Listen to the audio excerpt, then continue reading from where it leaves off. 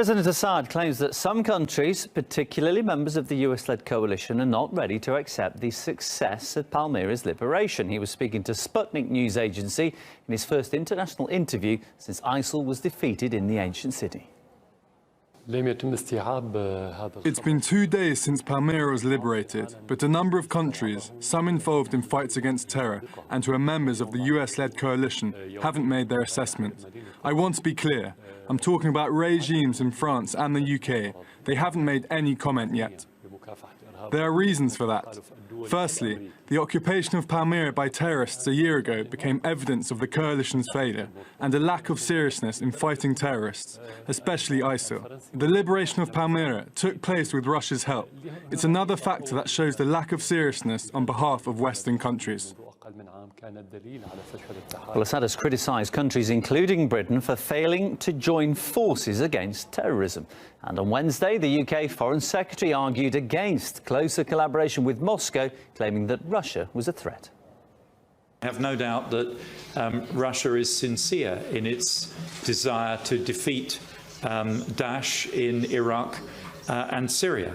We can't be working in partnership with a country one day and find that it is doing just exactly whatever it wants in flagrant breach of international norms and rules the next day.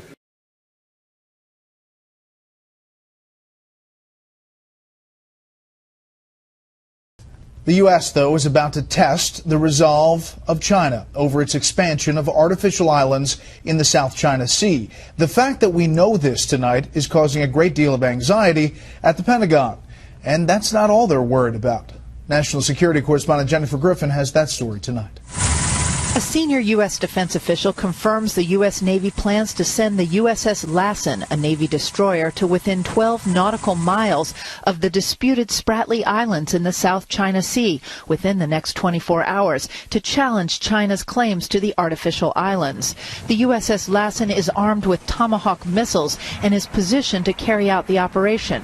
Senior Pentagon officials are angry about the leak and may even consider calling off the operation due to security concerns. The Spratly Islands are the artificial islands that China has been building, adding miles of shoreline and laying down what look like military runways, adding to concerns of U.S. allies who want the U.S. Navy to protect these valuable shipping channels. President Obama met with the Indonesian president at the White House today to discuss the effort to defeat ISIS and concerns about Chinese aggression in the South China Sea. Defense Secretary Ash Carter and Chairman of the Joint Chiefs General Joe Dunford leave for Asia on Friday. Meanwhile, U.S. Pentagon and intelligence officials are warning that an uptick in Russian submarine activity near vital undersea cables could cripple the nation's ability to communicate in the event of a war. If you make cuts in the right places, take you months, years to go out and maybe repair and try and figure out where these cuts were made. So even a mild disruption could be trillions of dollars in economic damage to the United States. A senior Pentagon spokesman confirmed that any attempt to sever these fiber optic cables would leave them blind. Quote, "It would be a concern of ours to hear if any government was tampering with underground cables." The commander of U.S. naval forces in Europe said recently Russian submarine patrols have risen by 50% since last year and pose a direct threat to NATO. The Pentagon took note last month when a Russian spy ship, the Yantar, cruised along the east coast of the United States en route to Cuba near some of these vital undersea cables. Brett? Jen, what can you tell us about this video released this weekend showing that hostage rescue in Iraq? It was released, Brett, by the Kurdish government, much to the consternation of some in the U.S. military, because it clearly shows U.S. Delta Force operators in a combat role, helping with the rescue. Constant gunfire rings out in the background. Hostages are pulled from cells. The black flag of ISIS is in the background. The prisoners are frisked during the process. CENTCOM then released this video from the nose cone of the U.S. warplane that destroyed the ISIS prison from the air. It is a more clinical picture of war. These videos attempt to answer the question, was the operation worth it? Army Master Sergeant Joshua Wheeler, an elite commando, was killed during the raid. Brett? Jennifer Griffin live at the Pentagon. Jennifer, thank you. Well, right now, growing concerns over China's actions in the South China Sea after Beijing deployed fighter jets to a contested island there just days after it reportedly sent radar and surface-to-air missiles, a move seen as a major escalation. China's intent to militarize the South China Sea is as certain as a traffic jam in D.C. We say that's pretty certain. Let's bring in Gordon Chang, Asia analyst and author of The Coming Collapse of China. Gordon, we've talked about this quite a few times. This isn't just about territory, a land grab for China. Talk to our viewers a little bit about what's at stake, considering the shipping lanes that are around these islands. Yeah. Each year, there's $5.3 trillion of commerce on and over the South China Sea. But it's more than just that dollar value. The United States has stood for freedom of navigation for more than 2 centuries, and we defend the global commons. We can't have China or any other nation close off international waters and airspace, because if we do that, the open architecture that we put together after the end of the Second World War, which has brought all this peace and prosperity to the world, that will be over. That's what's at stake. Interesting. So it's not just the cost to maybe every single American consumer, as somehow these shipping lanes were restricted, but also philosophically, what our country stands for is also at stake, as you point out. Why is China making these moves now, Gordon? You know, this is really puzzling, because in the past, China made small advances, hoping not to sort of provoke a reaction. But now China's going for everything at the same time, because it's not only these fighter jets, but it's also the surface-to-air missiles you talked about and the radars in Coron Reef, which were disclosed just a couple of days ago. So what China is doing is lashing out. And this shows that not only are the hardliners in control in Beijing, but also that they are no longer thinking strategically. And really horrible things happen when countries abandon strategy. What do we do about it, Gordon?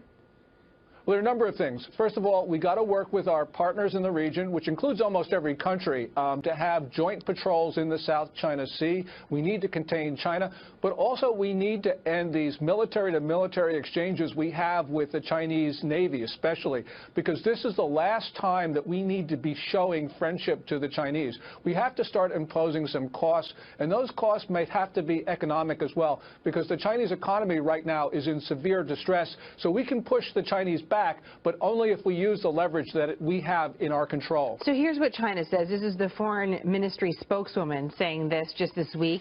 There is no difference between China's deployment of necessary national defense facilities on its own territory and the defense installations by the United States in Hawaii.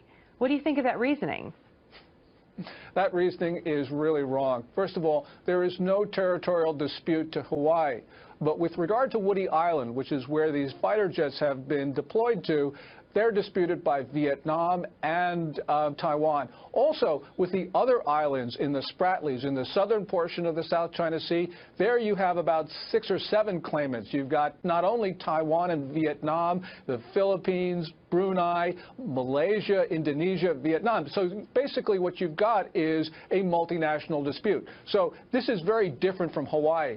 You know, no one's talking about a dispute over Kansas, and that's really what China is trying to say, that this is just like Kansas. But now that we've seen China make these moves and we've watched them build up these islands over the last several years, we've got this great reporting from our Pentagon team about the surface-to-air missiles going in, now fighter jets. Are we past the point of no return, Gordon? Is there the thinking that China all of a sudden is going to say, okay, you're right, we're going to collect all our gear and we'll bring it back to Beijing? Or are we in a totally different scenario now that really gives us one path forward, and that is China maintaining control of these islands?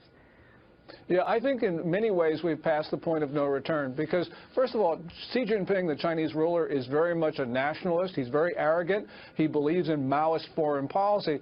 But even worse, we have the military now becoming much more powerful in the Chinese political system. You know, people say that Xi Jinping controls the military, but he relies upon them for the core of his political support. So they get to tell him what to do. And we've seen evidence of that in the East China Sea, where they declared an air defense identification zone in 2013. They're about to do the same thing in the South China Sea with all of these missiles and planes. So clearly the military now, I think, is calling the tune. And this is a very dangerous situation, because you have disorganization at the top of the Chinese political system. Just quickly before I let you go, I mean, what do you think are the scenarios that are out there now that they have the fighter jets, now that they have the surface-to-air missiles, now that they have the reports of their defense systems along the coral reefs? Are they are they going to prove a point by trying to take out a ship, a cargo ship, or a plane? What is really their next move? How dangerous can this be? that really is the next move, and the question is whether they're going to take it.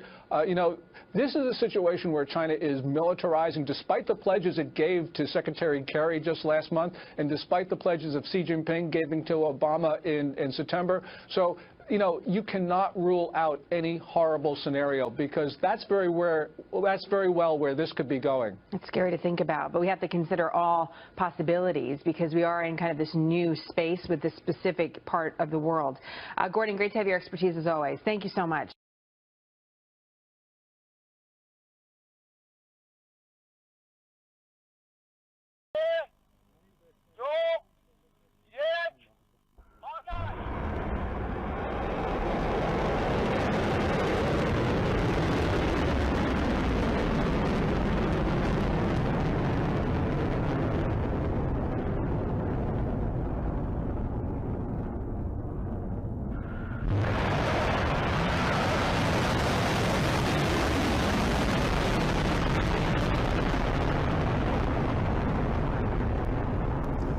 رزمایش موشکی اقتدار ولایت از چند روز گذشته در نقاط مختلف پهنه سرزمینی ایران اسلامی آغاز شده است.